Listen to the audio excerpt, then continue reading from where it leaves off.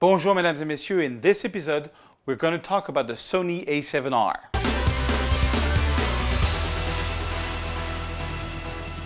Bonjour mesdames et messieurs, my name is Serge Armeli. I'm a French photographer living in the beautiful city of Paris, France, and I make 2 tutorials per week. Click here if you want to subscribe to my newsletter and get over hundreds and hundreds of raw files from all over the world from all my free episodes. Also, I have a new system that only people that subscribe to my newsletter will be able to get special discount on all my courses, up to 30% and sometime more. So just click here to subscribe to newsletter and get all these goodies. Also, if you want to subscribe to my YouTube channel, click here and you can subscribe. Amazing.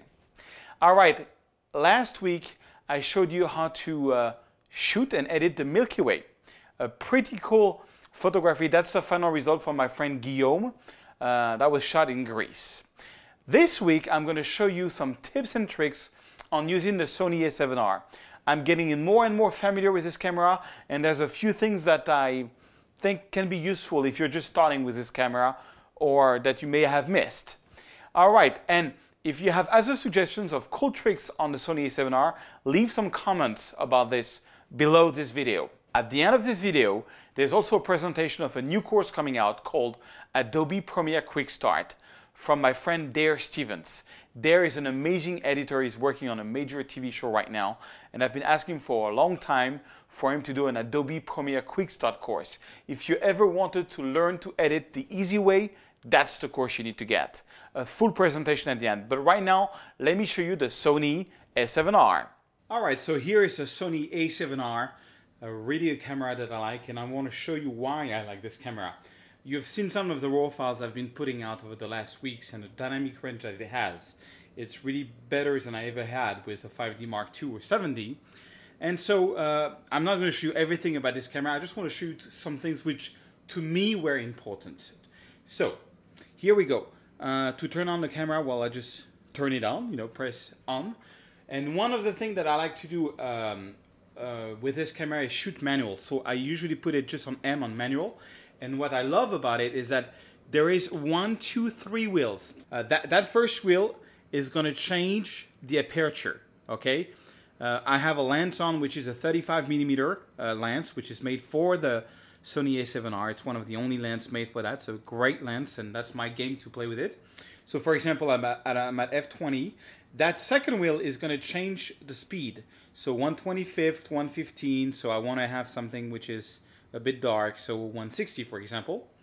And the last wheel is going to change the ISO. The ISO goes from down to 50 to very high figure like 25,600.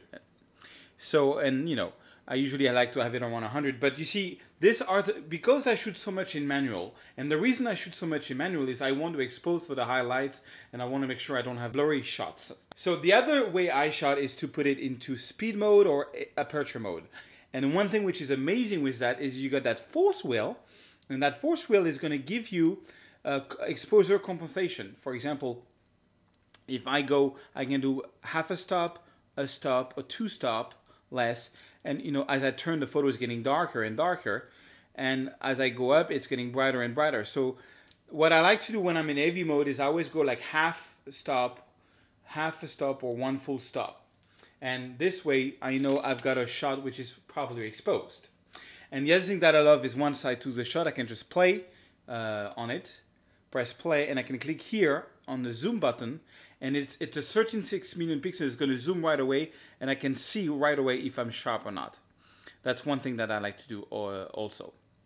Okay, and I'm not exactly sharp, but I'm just playing around with it. So that's the first thing I wanted to show you is how I shot manual in AV mode. The other thing is, let's take a look at the menu. The menu, the way it works is you've got different tabs. And on the first tab, there's a few aspects which I think is important. The first format is, of course, I shoot RAW, quality RAW. And the file format, you have the choice between AVC CHD and MP4. I like to shoot AVC CHD because you got more options. If you go there to the next page, you can choose a different record settings, and you got 50 interlacers, 50 interlacers, 17 or 15 interlacers, 24. I like to shoot 25p because I don't like when it's interlaces. P 24M. 24M means it's just the max quality. I can shoot also 25p 17M, which would be a lesser quality. So I'm going to go for the bigger quality. So that's one thing that I like.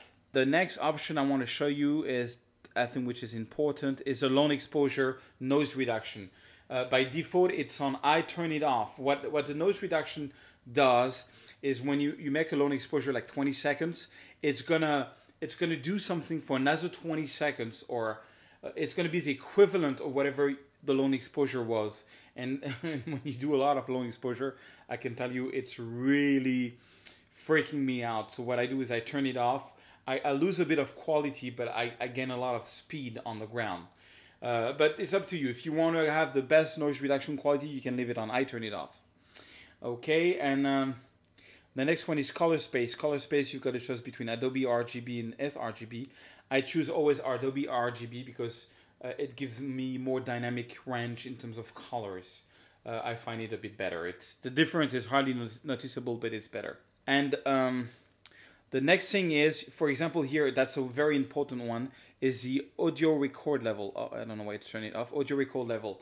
Now, it's grayed out, so you cannot change it. So you have to go into the movie mode. And if you go into the movie mode, you can, movie mode is this one. It's the symbol of the movies. And then you can change it, the audio record level. Now, it's very important. I put it very low because I use this camera a lot for shooting videos, my podcast. And the default setting is very high. So you just have to put a headphone on. Here on the side, you can put a headphone and you can choose your audio level. And the audio quality with this camera is amazing. With the Canon, I have to use an external recorder all the time. With the Sony, I don't. And that's one of the big plus for me. Okay, now back onto the menu. I'm going to go back to the M mode here. Okay, menu. And let's go to the second tab. I want to show you a couple of things on the second tab. So you can just go up on the second tab. And this is a cool option. It's a manual focus assist. Now, I'll show you how it works. It's on. When it's on is basically when I turn the focus of my lens, it's going to zoom in at 100% and show me what I'm focusing on. So it can really help me to get my focus right. I love that. Okay, and as soon as then you can press play. So that's something that I use, and it's a cool option. The MF assist. I believe in that. Next, which I found really cool, is the peaking colors. Peaking levels and peaking colors. Now, peaking colors, you can choose between red, yellow, and white. I put red because I think yellow is not visible enough. And peaking levels, you can put off, low, mid, and high. Let me show you what that does. Anything which is red is in focus. So when you do a portrait, you just have to make sure the eyes are red, and you're going to get a sharp photo. So I find the peaking useful, but I use it with a custom buttons. I'm going to show you that in a second. But I just want to show you that you've got to put the peaking on red. Okay, next. You have the possibility to custom several keys. So let me go on custom key settings. The control wheel, this is it. It's on ISO. But here, this is where I want to show you. Custom button number 1. Now you see here it says C1. I put it on peaking levels. C1, that's that button. So let me show you how that works. Here I am shooting and I want to make sure everything is sharp. I can just go to C1 and I can see in real time my peaking level. Right now it's off. And I can peaking low, peaking high, And sometimes I like to use the peaking level, sometimes I don't. That's why I have it set to the custom button number 1, because let's say I really use it for portrait shooting. So like right now, this is a landscape, so it's gonna annoy me, so I can just click on it and put peaking off. Okay. So then let's go back to the menu. Then we have custom menu number 2. That's this button, the C2. I put it on focus mode. Okay, let me show you the focus mode on this one. Focus mode, well, the first one is autofocus shot, single shot. Well, what that means is you're shooting something like a landscape that's not moving. So this is, for example, and it's going to make everything sharp, perfect. All right. Then let's go to C2 again. Autofocus, and this one is really cool. Continuous AV. Right? I cannot really show it to you, but if I had someone in front of the camera that would be moving, that little green rectangle would follow its face. And so that's really cool for shooting portraits. So that's the second one. And then manual focusing, which I use a lot. when I do time-lapse, because when you do time-lapse, you want to be on manual focus. So the focus is not getting changed on the lens, at least for the Sony A7R lens.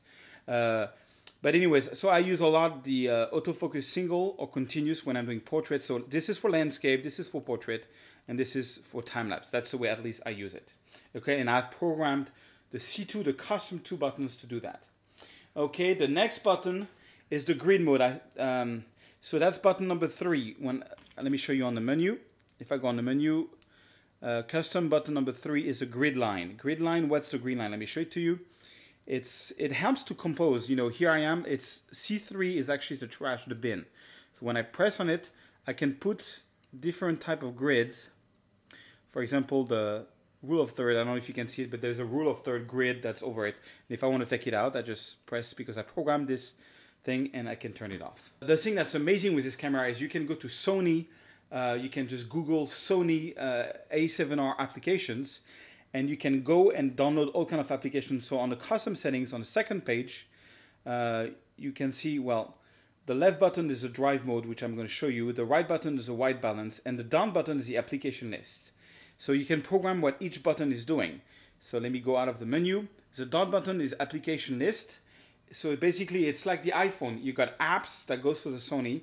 And for example, now I've got this time-lapse apps, which is really cool, where I can just make time-lapse.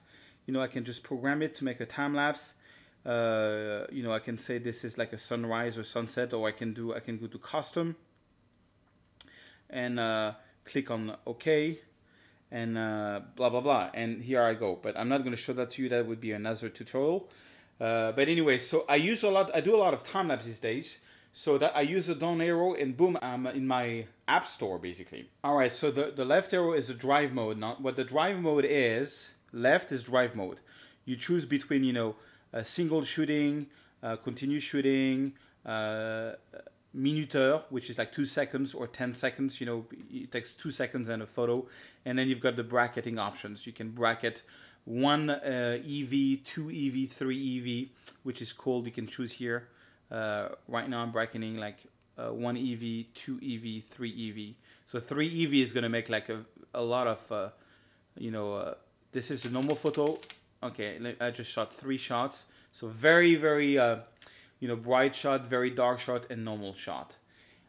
So the only problem with that is I love the options, and you don't have that on the Sony A7r where you just wait 2 seconds, and boom, you wait 2 seconds, and then it takes 3 shots. You don't have that option on the Sony A7r. Okay. So I'm in manual mode, so it's a bit too bright, so I'm going to close the shutter a little bit. Okay, just for the hell of it. Okay, I want to show you the white balance. White balance is really cool. It's got all the classic white balance that you can see, but then it's got like very custom ones. And there's one that I love, which is called a warm white or cool white. These 2 ones are really cool. And you can see in real time, of course, the white balance. You can make custom ones too. So white balance is this one. And also, you know, what you see on the screen is going to be the display. You can see a lot of confusing symbols, or you can see just, you know, what you need. And I don't like to have like all the symbols at once. So voila, it's just a little introduction on the Sony A7r. Just to recap, what I really love about this camera is the ability to change speed, aperture, and ISO really fast. If I want to go fast, I can go to AV mode, exposure compensation there.